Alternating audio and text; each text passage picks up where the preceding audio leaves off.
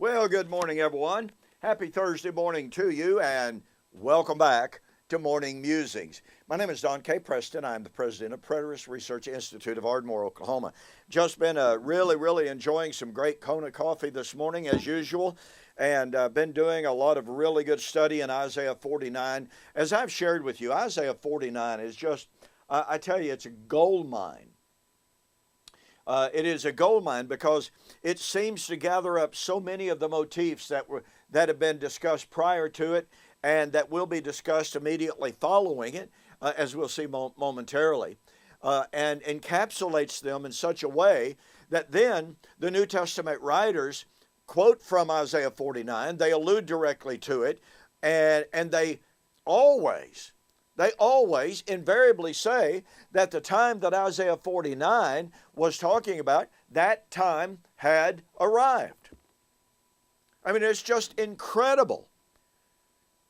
And, you know, for those people who try so desperately to ignore the time statements of the Bible, quite frankly, I don't see how in the world, you can come to all of these New Testament statements in which Isaiah 49 is quoted and applied to what was going on in the first century, and then try to deny the time statements. You know, Isaiah was foretelling a time far off. The New Testament writers, according to Jesus, were seeing and hearing the fulfillment of what the Old Testament prophets foretold. That demands that the eminence time statements are valid, they are objective, they are true, and that being the case, guess what? Futurism is dead. There can be no futurist eschatology if Isaiah 49 was being fulfilled in the first century and was to be fulfilled at the coming of the Lord in the first century. Now remember, we're talking about the Olivet Discourse. Matthew 25, 1 to 13, is the coming of the Lord, the time of the wedding, the 5 wise, the 5 foolish virgins, who are urged to watch, Matthew 24, 43 and following. Watch for what? Watch for the parousia. The parousia for what? The wedding. Okay, I want you to notice, and I'm abbreviating. As I mentioned to you, boy, we could just spend an awful lot of time on the rest of Isaiah 49 because it's just so rich and it's so wonderful. Okay, the Lord, you know, after saying, in the acceptable time, I'm going to accept you. Paul said that time had arrived, 2 Corinthians 6. I'm going to lead them to rivers of living water. John said, the righteous remnant were alive. They were being led to the rivers of living water, and it was about to be fulfilled. The time had arrived. It was coming shortly. It was coming soon. It was coming quickly. At that time, there would be a highway of the Lord that Paul applied to his day, that Jesus applied to his generation, that John applied, John the Baptizer, applied to his day, to his work, to his ministry. Now, verse 14. This time of the restoration of Israel, which is the time, remember, of the remarriage of Israel. Not nationalistically, not the restoration of the geopolitical militaristic kingdom, but the restoration of Israel, reformulated, redefined, restored, resurrected under the Messiah, under a new covenant. It would be a new people. Oh, we even find that in Isaiah 49. All right? Anyway, verse 14. But Zion said, the Lord has forsaken me. My Lord has forgotten me. Now look, let me just say this. The subject of Zion is one of the most foundational eschatological subjects, or words, if you please, in the entirety of the Messianic prophet Isaiah, and for that matter, other books as well.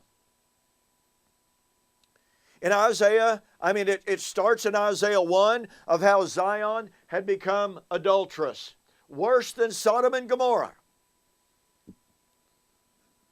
and was going to be cast off, just like Hosea said, and she was. And so, she is depicted as forsaken. She is depicted as cast out. But here, at this time of living water, in the acceptable time, in the day of salvation, in the time of the highway of the Lord calls on Zion. Verse 13. Be joyful, O earth. Break out in singing, O mountains, for the Lord has comforted His His people and have mercy on His afflicted. That's the divorcement. That's what led to Israel, to Zion saying, we are forsaken. But now the Lord says, can a woman, verse 15, Isaiah 49:15, can a woman forsake or forget her nursing child and not have compassion on the son of her womb? Surely they may forget, yet I will not forget you. See, I have inscribed you on the palms of my hand. Your walls are continually before me. Your sons shall make haste. Your destroyers and those who laid you waste shall go away from you. Lift up your eyes, look around and see. All these gather together and come to you. As I live, says the Lord, you shall surely clothe yourselves with them all as an ornament and bind them on you as a bride does. Oh, I'm going to remarry you. Now, if you remember, this time of the restoration of Zion is Isaiah 52. Awake, awake, put on your beautiful garments, O Jerusalem, the holy city, for the uncircumcised and the unclean shall no longer come to you. Shake yourself from the dust, arise. That's resurrection. Sit down, O Jerusalem, loose yourself from the bonds of your neck, O day or captive daughter of Zion. What's he saying? I'm going to restore Zion. And, it's going to be the remarriage. Adorn yourself, bind yourself with the garments like a bride. Put on your beautiful garments. Those are the wedding garments. Folks, this imagery of Zion, restored, again, reconstituted, redefined, not as a physical city, but as the bride of Christ. Incorporating to be sure, the righteous remnant of old covenant Israel. But not restored to a physical land, not restored to a physical, literal city. Oh, no. You know, the Lord said in Isaiah chapter 46 and verse 13, I will place salvation in Zion. Now, in what is undoubtedly one of the most powerful New Testament passages, it doesn't say the coming of the Lord is at hand. It doesn't say the end of the age has come upon us. It doesn't say these things must shortly come to pass.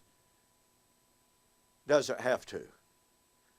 What it does say is so powerful. Now keep in mind, as we will see in Isaiah 61 and 62, the time of the wedding, the time of the restoration of Zion is the time of the wedding.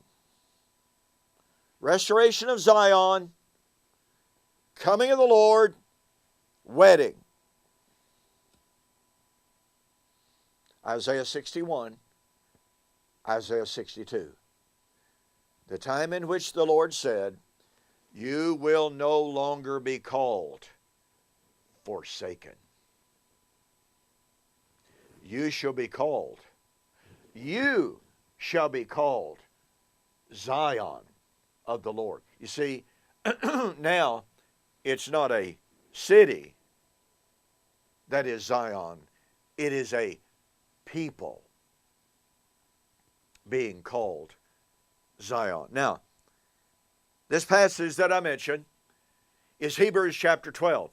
Now, there are plenty of time statements in the book of Hebrews about the coming of the Lord, okay? But I want you to notice in Hebrews chapter 12, and you've got to keep in mind that the book of Hebrews was written to encourage people not to forsake Christ and His promises fulfilled, and to return back to the old covenant system, the old covenant law, the old covenant city, the old covenant sacrifices. And so the writer tells them, you have, Hebrews 12:18, you have not come to the mountain that may be touched and that burned with fire, and to blackness and darkness and tempest, and the sound of a trumpet and the voice of words, so much so that those who heard it begged that the word should not be spoken to them anymore, for they could not endure what was spoken or what was commanded. And if so much as a beast touches the mountain, it shall be thrust through with a spear or an arrow. And so terrifying was the sight that Moses said, I am exceedingly afraid and I tremble. But you have come to Mount Zion, to the city of the living God, the heavenly Jerusalem. You see, this identifies the nature of Zion. It's a heavenly city. It's not an earthly city at all. This is not the restoration of the literal city of Jerusalem. Oh, but wait a minute.